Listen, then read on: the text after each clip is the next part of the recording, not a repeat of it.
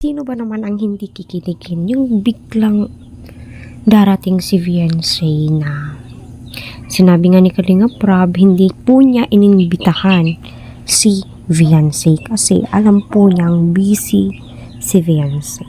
O, diba? Si Viancy ay nag-effort, gumawa ng paraan para sa ganon ay makapunta sa birthday ni Edo. Alam nyo, may napapansin ba kayo kay Eds at saka kay Viancy? Kasi ako, sabihin nga natin, age doesn't matter. Kasi yung iba nga, 60 years old, yung misis nila, nasa 20 plus, diba? Ganun po yung mga hype na yun. Yung mga,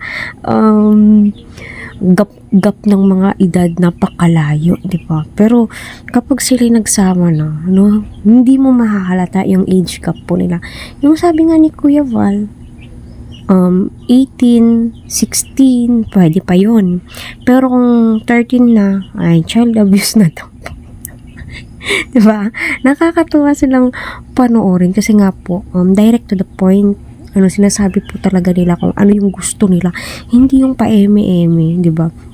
Ayan, hello po sa ating lahat. Shout out po sa lahat ng Team EDSA out there. Sana ay nasa mabuti po kayong kalagayan.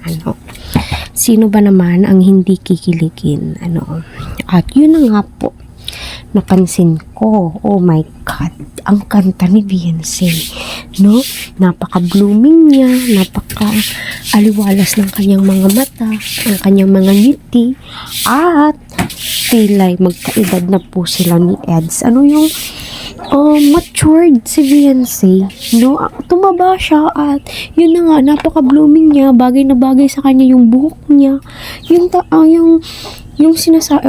mga tinatawag na kikay po talaga.